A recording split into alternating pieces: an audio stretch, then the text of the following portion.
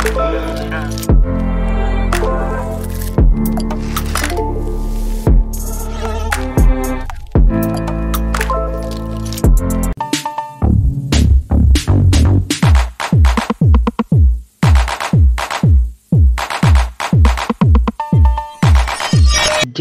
ଏକ ବଡ଼ ସମସ୍ୟା, ସାଂଘାତିକ ସମସ୍ୟା, ଯାହାକି ଥରେ ଆସିଗଲେ ନା ସେ ହେଉଛି ସମସ୍ତ ରୋଗର ମୂଳ।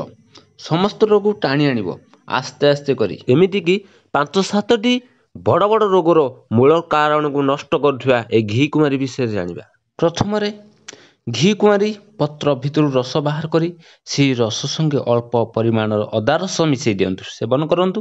ଦେଖିବେ ଅଗ୍ନିମାଦ୍ୟ ଯଦି ଥିବ, କାଶ, କାମଳ ଯେଉଁଟାକି ଜଣ୍ଡିସ୍ କହନ୍ତି, ଅଜିର୍ଣ୍ଣ ସମ୍ପୂର୍ଣ୍ଣ ରୂପେ ଭଲ ହୋଇଯିବ। ଦ୍ୱିତୀୟରେ ଚକ୍ଷୁକୁ ଜାଲଜ୍ୱଲ୍ୟ ଦେଖାଯାଉଛି, ମୁଣ୍ଡ ବୁଲେଇ ହେଉଛି, ମୁଣ୍ଡ ଗରମ ରହୁଛି, ତ କ'ଣ କରିବେ? ଏହା ପତ୍ର ଭିତରେ ଥିବା ରସକୁ ନେଇ ଆସନ୍ତୁ, ମୁଣ୍ଡରେ ଘଷନ୍ତୁ, ଏସବୁ ଭଲ ହୋଇଯିବ। ତୃତୀୟରେ ବନ୍ଧୁମାନ ସୈନ୍ଧବ ଲବଣକୁ ଚୂନ କରିଦିଅନ୍ତୁ। ଏହି ଚୂନ ସହିତ ଏହାର ପତ୍ରରେ ଥିବା ରସକୁ ମିଶାଇ ସେବନ କରନ୍ତୁ, ଦେଖିବେ ବାତ ରୋଗ ଭଲ ହୋଇଯିବ।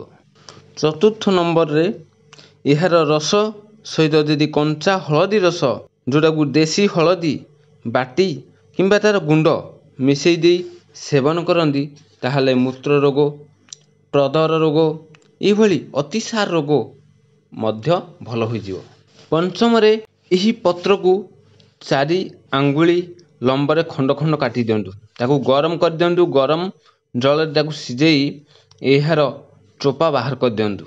ସେ ଭିତରେ ଯେଉଁ ରସ ଥିବ ସେଇ ରସକୁ ଗାଈ ଘିଅରେ ଭାଜି ଖାଇଲେ କାମଳ, ଗୁଳ୍ମ, ଯକୃତ, ଅଜିର୍ଣ୍ଣ, ଜ୍ୱର, ବିଷମ ଜ୍ୱର, ଅନ୍ଧାର କଣା, ଝାପ୍ସା ଦୃଷ୍ଟି, 40 ପର୍ଯ୍ୟନ୍ତ ରୋଗ ଭଲ ହୋଇଯିବ। ତା ସହିତ ଏ ଶରୀରରେ ଯଦି ଶିର ପୀଡ଼ା ଥିବ ତାହେଲେ ସେ ବି ଭଲ ହୋଇଯିବ।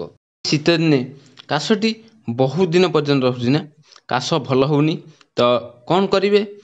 ଏଇ ଘିକୁମାରୀ ରସ ସହିତ ପିପଳି ଚୂର୍ଣ୍ଣ ମିଶାଇ ଯଦି ଖାଲି ପେଟ ସେବନ କରନ୍ତି, କାଶ ସମ୍ପୂର୍ଣ୍ଣ ରୂପେ ଭଲ ହୋଇଯିବ। ତ ଆଜି ଜାଣିଲେ ଘିକୁମାରୀର ଔଷଧୀୟ ଗୁଣ ବିଷୟରେ। ପୁଣି ନେକ୍ସଟ ଭିଡ଼ିଓରେ ଦେଖାହେବା।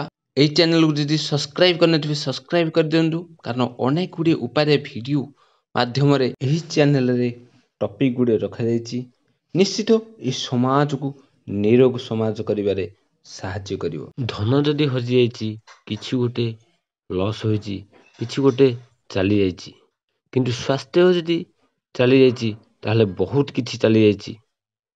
ଆଉ ଚରିତ୍ର ଯଦି ଚାଲିଯାଉଛି ତାହେଲେ ସବୁ କିଛି ଚାଲିଯାଉଛି। ଆପଣଙ୍କ ଦିନ ଗୁଡ଼ିକ ଶୁଭମୟ ହେଉ।